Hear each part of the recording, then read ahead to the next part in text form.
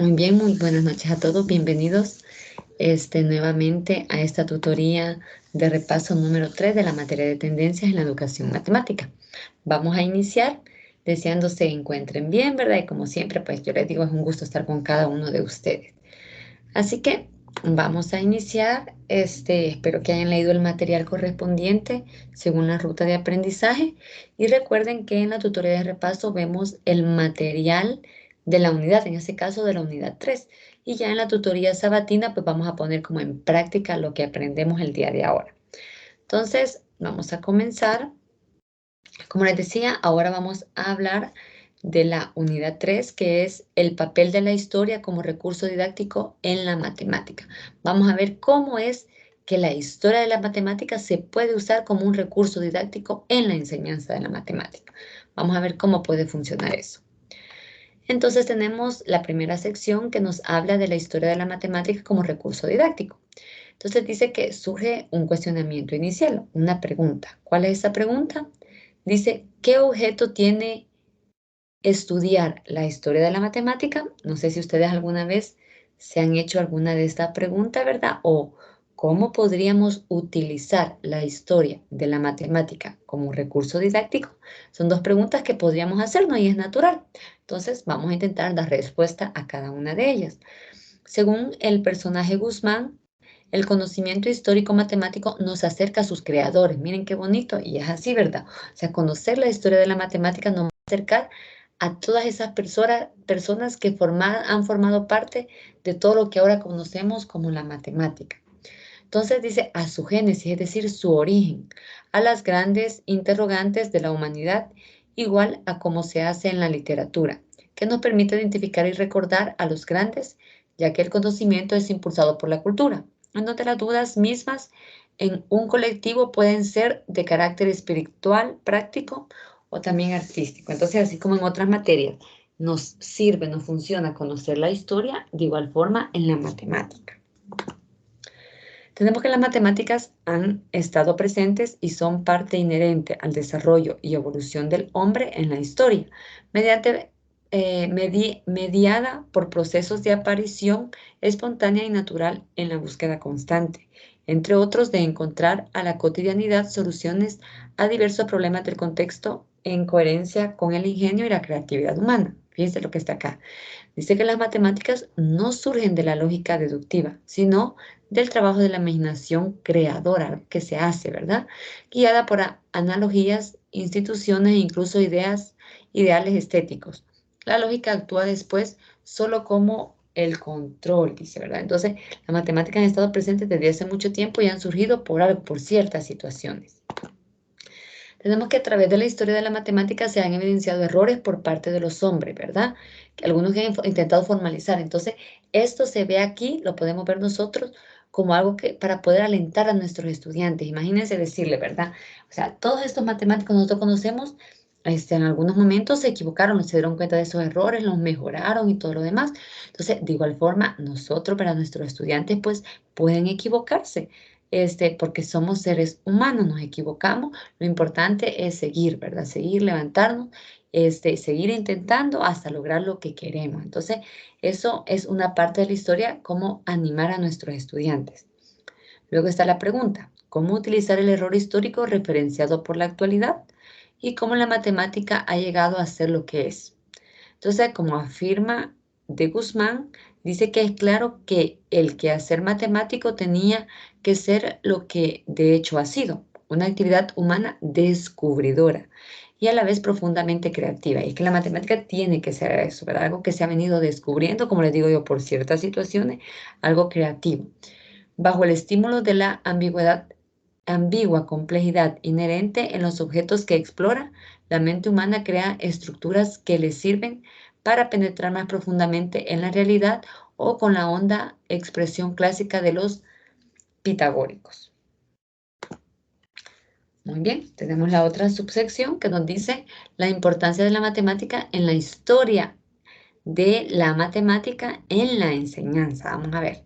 Dice que en los últimos años ha crecido el número de investigaciones que se han interesado en introducir una perspectiva histórica en la enseñanza de las matemáticas. Y nuestro país no es la excepción, ¿verdad? Aquí se han mostrado también ciertas investigaciones sobre la historia de la matemática. Pero, sin embargo, dice que en general dichas investigaciones se hayan desvinculadas de la enseñanza, es decir, no se están dando a conocer, se investiga, pero no se está dando a conocer en la enseñanza propia. Entonces dice que en lo que sigue se citan algunas investigaciones que muestran características importantes de la inclusión de la historia de la matemática en la enseñanza. Porque el objetivo de esta sección ahorita es ver la importancia de la matemática, de la historia de la matemática en la enseñanza. Tenemos este personaje González propone a la historia de la matemática como un instrumento didáctico. Fíjense, como algo que nos puede ayudar y apoyar para la enseñanza, haciendo alusión a su uso por medio del método genético.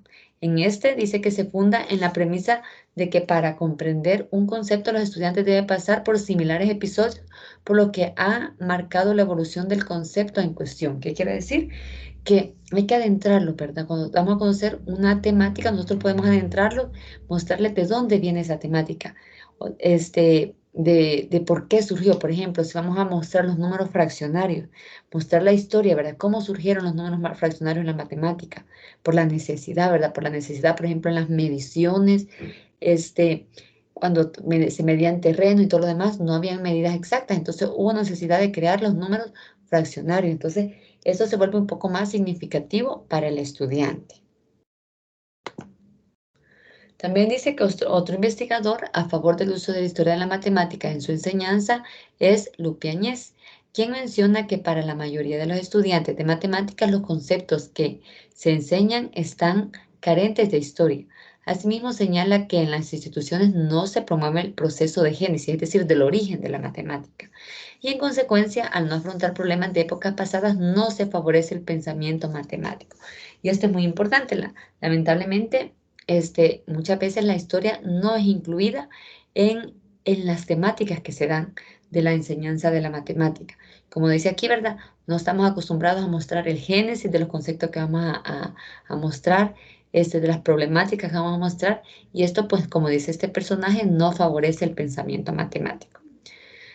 También, por otro lado, Noya alude que los conceptos y las ideas matemáticas que se tratan en la enseñanza de secundaria son presentados a los alumnos de una forma cerrada y acabada. ¿Qué quiere decir eso?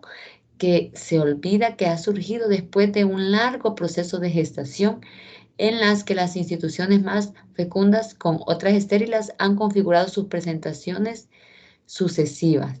Entonces, miren, o sea, se nos olvida a veces que lo que estamos mostrando tiene un pasado, hay un por qué ha venido trabajándose, ¿verdad? Y eso es lo importante que debemos demostrar a nuestros estudiantes. Entonces, tenemos que más concretamente sobre la incorporación de la historia en el aula, en más se reflexiona el por qué y para qué de ello. Y se enfatiza que ello debe ser así por su relación con el aspecto cultural, humanístico, interdisciplinar y su posibilidad de organizar el currículum. Entonces, en documento se hace mención a la siguiente interrogante elaborada por el matemático alemán Hans Freude en 1981. Hace estas preguntas. Dice, ¿debe un profesor de matemáticas saber algo sobre la historia de las matemáticas? Piense usted en esa pregunta. ¿Qué respondería usted? ¿Creen ustedes, según lo que hemos visto hasta ahorita, y vamos a seguir viendo, ¿verdad?, que nosotros como docentes de matemáticas tenemos que conocer o deberíamos de conocer la historia de la matemática? Siguiente pregunta dice, ¿cuál puede ser el uso de la historia de la matemática? Aparte de que si será importante que la conozcamos, ¿será que tiene un buen uso o no? Luego, hay otra pregunta, dice, ¿qué saben los matemáticos sobre la historia de su ciencia? Pregúntese usted, ¿verdad?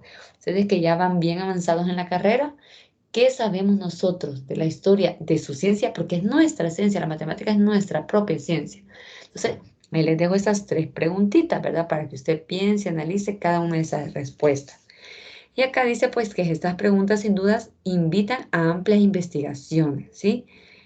Freudenthal hace mención de que aprender matemáticas significa reinventarla mediante un proceso que denomina mathematicing o matematización. Y en este sentido sugiere que la historia permite una profundización de lo que se enseña y de lo que se aprende, constituyendo un aporte para las decisiones que se tomen curricularmente al respecto. Entonces, ahí está. Esas preguntas nos hacen, ¿verdad? Nosotros reinventemos, ¿verdad? O sea, no nos quedemos solo con lo que nos dan. Muy bien, vamos a continuar, solo quiero ver acá. Bueno, ahora, el personaje Faubel dice que es otro autor que también se ha interesado en la historia a favor del aprendizaje. Él menciona 11 puntos u orientaciones para con los estudiantes. Mira, vamos a ver estos 11 puntos que este autor nos deja por aquí. Primero, nos dice que podemos mencionar anécdotas matemáticas del pasado. Usted ve qué temática va a dar, busca, ¿verdad? Ahora en Internet tenemos acceso a tanta información, solo teniendo cuidado de que la información sea verídica. Y podemos buscar historia, ¿verdad? Anécdotas sobre la temática que vamos a abordar. También podemos presentar introducciones históricas de los conceptos que son nuevos para los alumnos, ¿verdad? Un concepto nuevo, comentarles cómo se dio origen ese concepto. También fomentar en los alumnos la comprensión de los problemas históricos cuya solución ha dado lugar a los distintos conceptos que aparecen en la clase. También impartir lecciones de historia de la matemática, ¿verdad? O sea, dar un espacio, por ejemplo, para compartir, ¿verdad? Cómo se ha desarrollado la historia de la matemática. También idear ejercicios utilizando textos matemáticos del pasado, fomentar la creación de pósteres, exposiciones u otros proyectos con un tema histórico, ¿verdad? Podemos dejarles alguna actividad en grupo, que ellos expongan, ¿verdad? Sobre algún tema de la historia de la matemática. También realizar proyectos en torno a una actividad matemática local del pasado, usar ejemplos del pasado para ilustrar técnicas o métodos, explorar errores del pasado para ayudar a comprender y resolver dificultades de aprendizaje, también idear aproximaciones pedagógicas al tópico de acuerdo con su desarrollo histórico y también idear el orden y estructura de los temas dentro del programa de acuerdo con su desarrollo histórico. Entonces, esos son algunos tips, por decirlo así, que ese autor nos da para cómo incluir o cómo utilizar la historia de la matemática en su enseñanza. También concretamente sobre ejemplos para la incorporación de la historia de la matemática, el autor Cassin proporciona algunos elementos a esto, ¿verdad? Primero nos dice ejemplos de casos en que la matemática ha progresado gracias a la idea de generalizar resultados conocidos. Observar que casi todos los grandes descubrimientos tienen sus precursores, ¿verdad? También la existencia de problemas que se enuncian fácilmente y que sin embargo todavía no han podido ser resueltos, ¿verdad? No sé, ustedes han investigado, hay ciertos problemas matemáticos que aún no han sido resueltos hasta que se ofrecen recompensa, ¿verdad? Para la persona que los logre resolver. También dice la lenta evolución de los conceptos de las distintas clases de números y sus métodos de cálculo. También ejemplos de resultados que nacieron como puramente teóricos y que luego resultaron mucho interés práctico, porque así es la matemática evolutiva, ¿verdad? Puede ser que algún concepto nació puramente teórico, pero luego se descubrió que tiene una gran utilidad en la práctica. Podemos mencionarlo. También la importancia de su simbolismo adecuado para el progreso de la matemática. Lo que decían una de las preguntas de la tutoría 1, si no mal recuerdo, ¿verdad? ¿Será que se puede aprender matemáticas sin símbolos? Los símbolos son súper importantes. También la existencia de grandes matemáticos cuya ocupación no era el de un matemático profesional, sino que tenían otras profesiones.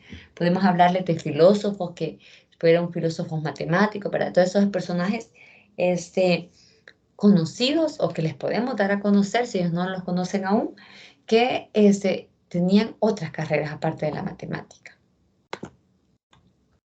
Luego Quintanilla agrega estas otras cosas. Dice que el conocimiento también de otras civilizaciones y de su forma de calcular sus tipos de construcciones arquitectónicas, su arte, su estructura en general, todo esto genera actividades integradoras con otros subsectores del aprendizaje, ¿verdad? Ver que la matemática también se relaciona con otras áreas. También conocer pugnas, controversias y otros estados de desacuerdos entre científicos y matemáticos para ver, ¿verdad?, cómo se ha ido dando eso, ¿verdad? No siempre se ha estado de acuerdo todos los matemáticos, pero eso se ha ido trabajando, ¿verdad? Muy bien, también tenemos por otra parte sobre el uso de la historia de la matemática como recurso metodológico. Chávez y Salazar, estos autores, hacen una diferenciación entre lo referente a la enseñanza y lo referente a la historia y mencionan lo siguiente. Primero dicen referente a la enseñanza. Dicen que la historia de las matemáticas promueve de un cambio de actitud hacia la matemática. Ayuda para explicar y superar los obstáculos epistemológicos y es un incentivo hacia la reflexión y una actitud crítica del estudiante. También, en torno a los procesos de aprendizaje, permite primero la contextualización histórica del concepto o del tema, o sea, empaparlo, por decir así, ¿verdad? La correlación entre el estudio de un concepto y su evolución histórica, la creación de problemas matemáticos históricos, entre otros. Ahora bien, vamos a hablar de este otro subtema que nos dice la historia de la matemática como fuente de inspiración para diseñar actividades didácticas, ¿verdad? Entonces, cómo la historia nos puede inspirar a nosotros para que nosotros no nos quedemos así nomás, sino que diseñemos actividades didácticas para nuestros estudiantes. Dice que la historia de la matemática es un recurso para la didáctica de la matemática, pero es algo más que una simple herramienta. Implica una determinada concepción sobre la naturaleza de la matemática, sobre lo que es conveniente para presentar al alumno, sobre los objetivos curriculares que conviene destacar. Dice que se trata de responder a las preguntas: ¿de qué forma introduciremos la historia de la matemática en el aula? ¿Y cómo enseñar matemática desde una perspectiva histórica? Miren qué bonitas estas preguntas. Le voy a dar un minutito para que piense. Piense qué podría responder usted a cada una de estas preguntas según lo que hemos visto. Y ya vamos a ver un poquito más.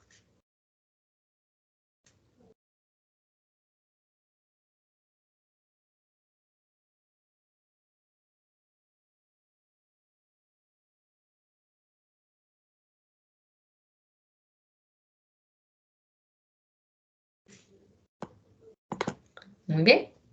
Entonces dice, vamos a señalar, miren, 6 formas de trabajo escolar donde la historia de la matemática es fundamental. Vamos a ver esto. Primero, él dice introducir anécdotas históricas dentro del trabajo cotidiano sobre la matemática, lo que ya mencionábamos anteriormente. Anécdotas, historia, ¿verdad? Estas anécdotas pueden tomar eventualmente la forma de breve biografía sobre un matemático y su tiempo. Si usted puede hablar sobre el matemático que formó el concepto que usted va a explicar, el proceso que usted va a explicar, o puede tomar también una historia, ¿verdad? De cómo surgió eso, ¿verdad? Esa temática que se va a abordar. Luego tenemos la introducción histórica ante un nuevo concepto, ¿verdad? También ya habíamos mencionado todo esto, si usted se fija, pero aquí está más como cabalito, como decimos. Dice que esta forma se adaptaría más que al terreno de las personas, de la cultura o de su tiempo, a los contenidos matemáticos ya a desarrollar en sí. Luego tenemos la resolución de problemas históricos. Y aquí, como dice acá, ¿verdad? Yo les mencionaba anteriormente, podemos, dentro de la temática, resolver problemas históricos, decía uno de los autores anteriormente. Dice aquí que quizá la más importante aplicación de la historia de la matemática sea la de plantear problemas que originaron en el pasado nuevos conceptos y relaciones matemáticas, ¿verdad? Esto es como lo importante, ¿verdad? Proponer problemáticas históricas para mostrar un determinado tema. Solo quiero ver si alguien quiere entrar ahorita.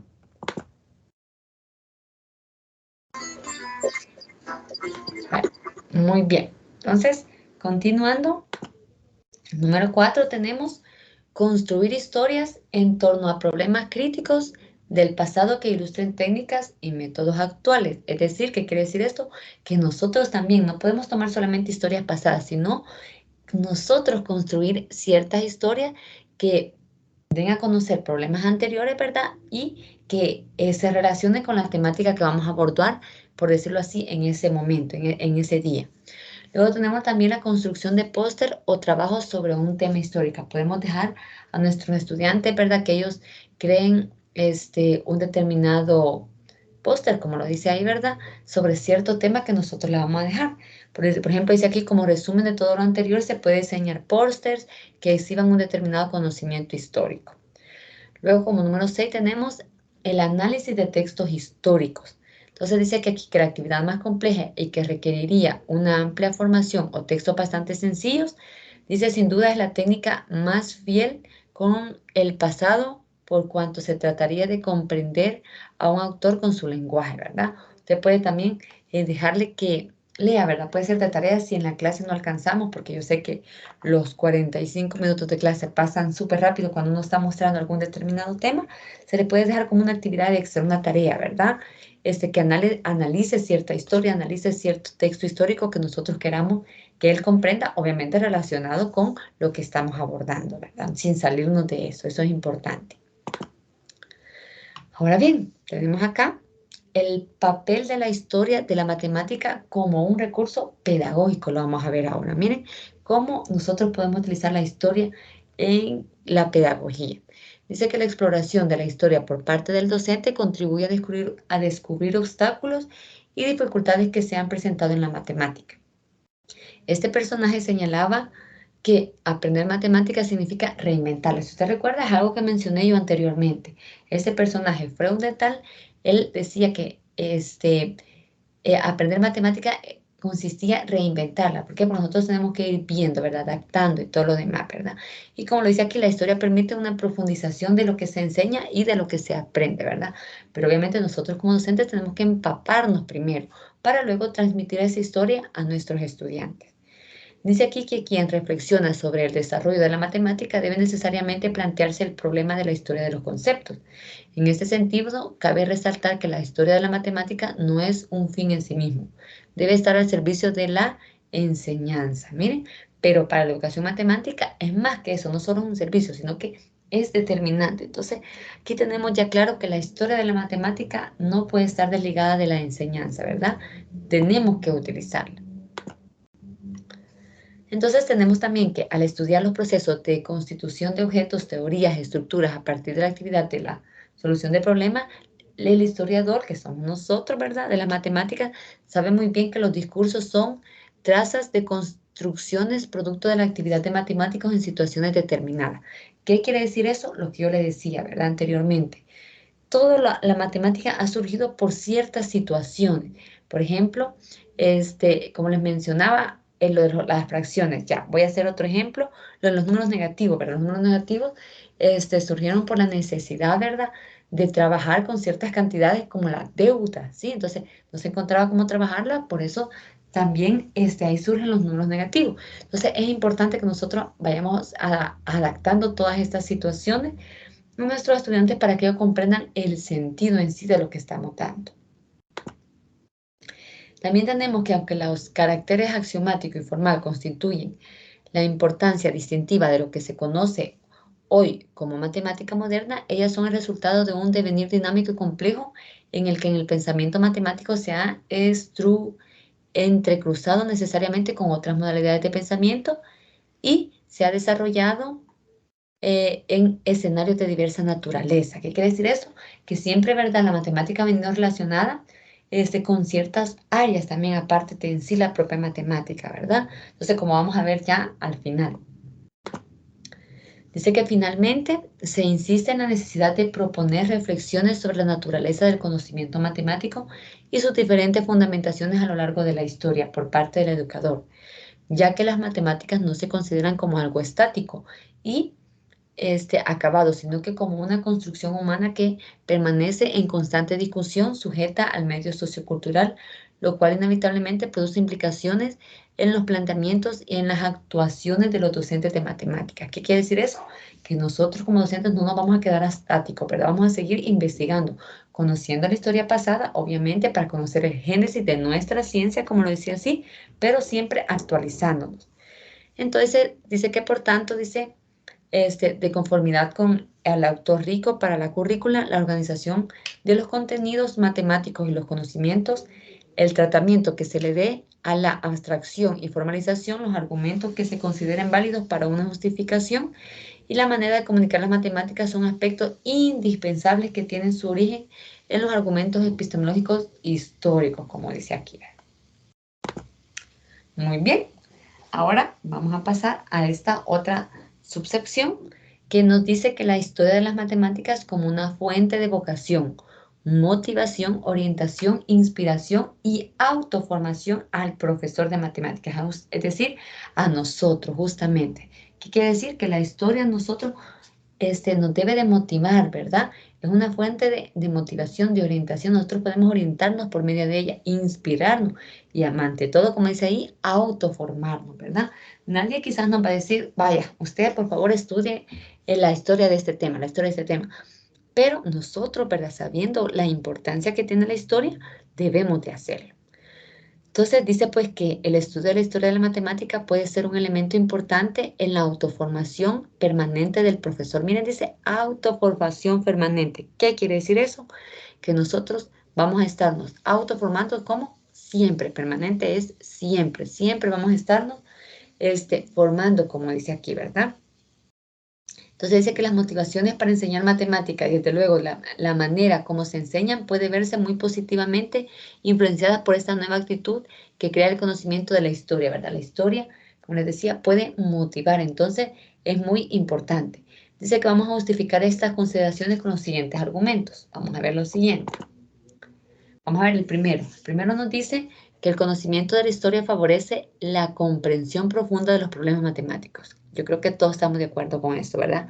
Si nosotros conocemos la historia del por qué ha surgido cierta problemática, obviamente la vamos a comprender de una mejor manera y obviamente la vamos a transmitir de una mejor manera a nuestros estudiantes.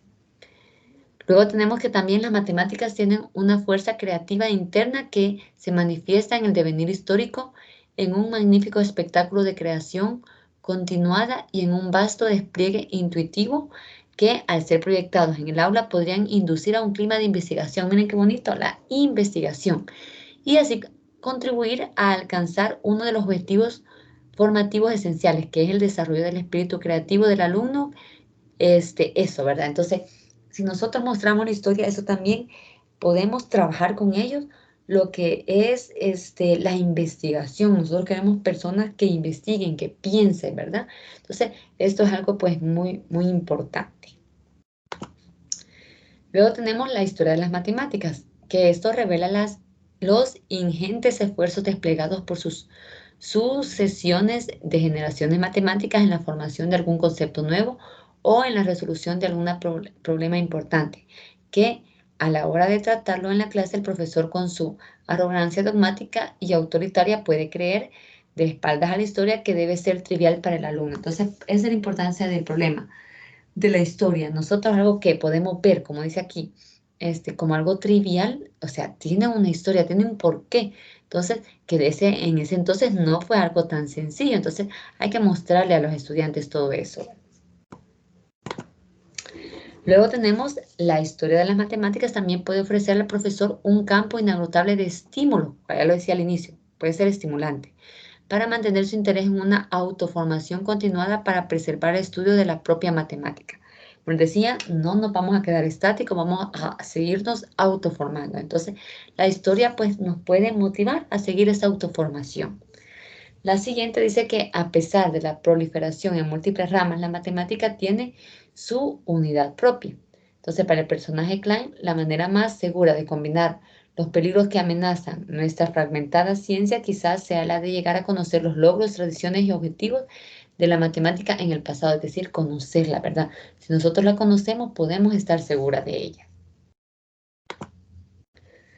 Luego tenemos la historia de la matemática, subvierte la extendida creencia de que el rigor es el supremo valor de la matemática que debe imponer una vía única de razonamiento para llegar a los resultados.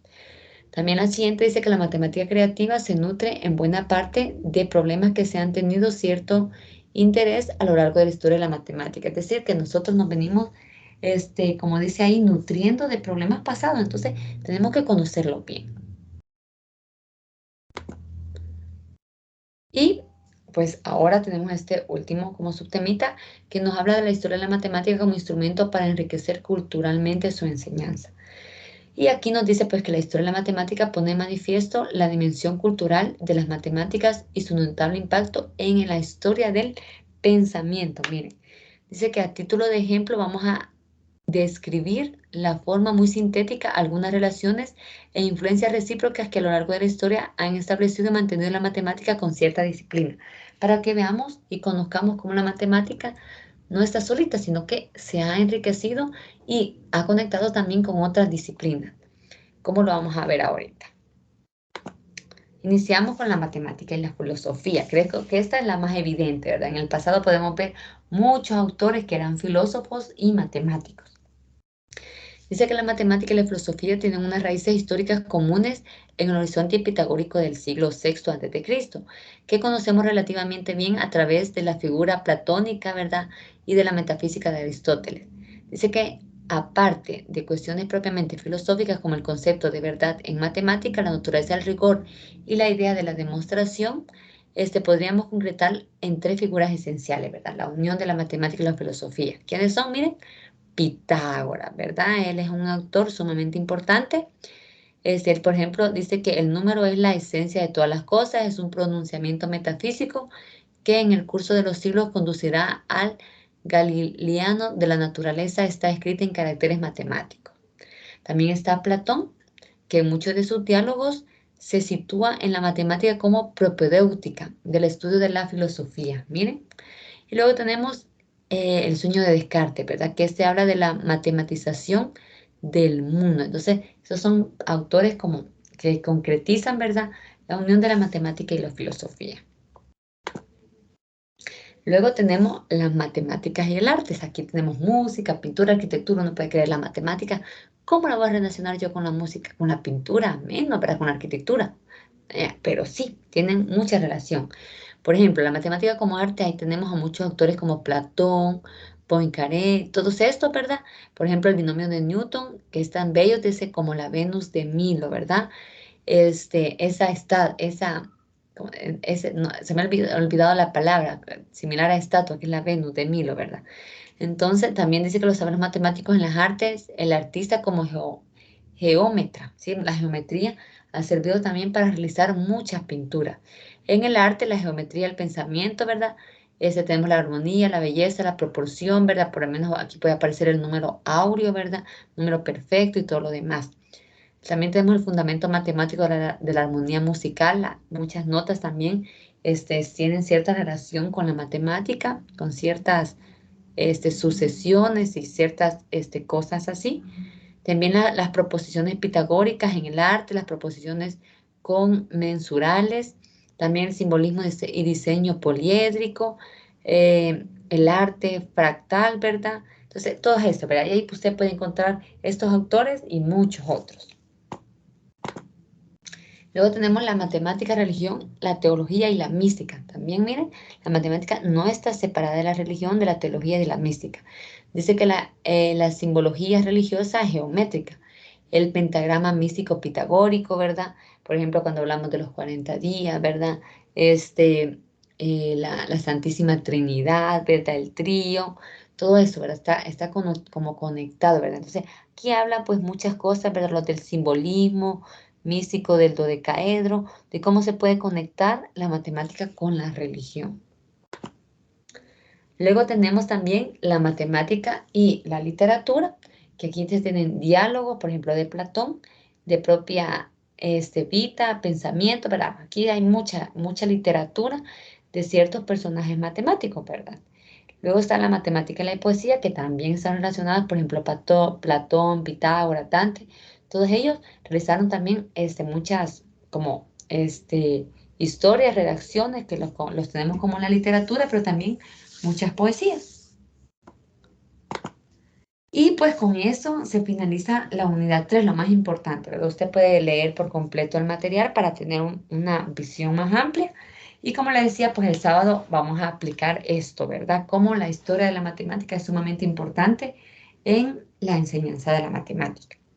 Ahora bien, como aviso tenemos recordarles conectarse a la tutoría 3 del día sábado y voy a agregar uno que no coloqué aquí, que es que la coordinadora colocó un aviso en plataforma para que ustedes sepan que han habido cambios en algunas fechas. Ella ha hecho el favor de colocar en la sección de tutorías las nuevas fechas de la tutoría de repaso 4, la tutoría 4, porque cambian de cómo están en el programa de las orientaciones académicas, y también en la sección de tareas y evaluaciones están las fechas de entrega de las actividades que han sufrido cambios. Ahí usted las puede buscar, ahí las puede ver. Entonces, ese es otro aviso que quería comentarles. Y pues eso es lo que tenía para compartir con ustedes el día de ahora.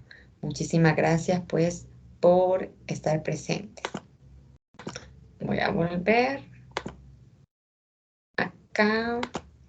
Muy bien. Voy a dejar de compartir. No sé si alguno tiene alguna preguntita o comentario de lo que acabamos de mencionar. ¿No? ¿Estamos bien? Lick, yo acabo de ver en la plataforma que dice que el parcial se pasa para el 30 de abril. 30 de abril, permítame. Yo lo tengo abierto aquí. Voy a ir ahorita al Pero curso. es que no sé, ahí sí me confundí porque creo que estaba para el 20. Ajá, estaba en la fecha que les mandé yo en el calendario, ¿verdad? Quiero ver, parcial 1 dice, sí, 30 de abril pasa, así es. Pasa para el 30 de abril, sí está en lo correcto. Pasa para el 30 de abril, oiga.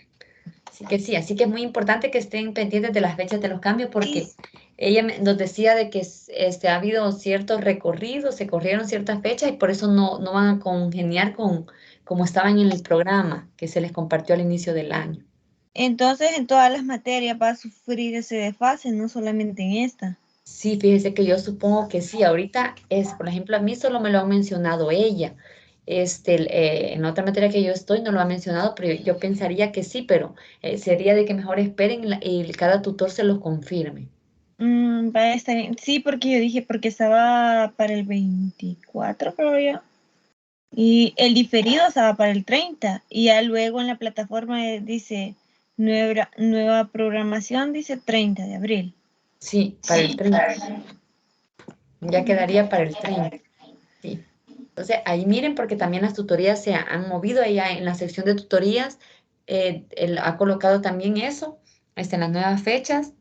Y también, por lo mismo que se han movido los exámenes, se han movido, se han retrasado un poquito más, ¿verdad? Entonces, por todo eso, todo ha tenido cambio y también todas las otras entregas de actividades han tenido cambio. Así que no se van a confundir y ya por decirlo así, de ahora en adelante, de la tutoría del sábado en adelante, no miren las fechas de las orientaciones, sino que miren las fechas que ella ha colocado en la plataforma para que no se vayan a confundir. No sé si hay otra pregunta o comentario. Buenas noches. Yo lo que observé que en distintas plataformas de las distintas asignaturas están poniendo las fechas. Sí, ahí están en la plataforma. Ahí están todas las materias. Sí, entonces ahí pueden guiarse usted, igual en las otras materias, pueden verificar a ver si los coordinadores les han colocado pues algunos cambios. O pueden consultarlo con sus tutores también, ¿verdad? Muy bien, no sé si alguien más tiene otra pregunta o comentario. ¿No? Vale, bueno, ahorita le voy a tomar la captura de la asistencia, permítanme. Ahorita la voy a pegar.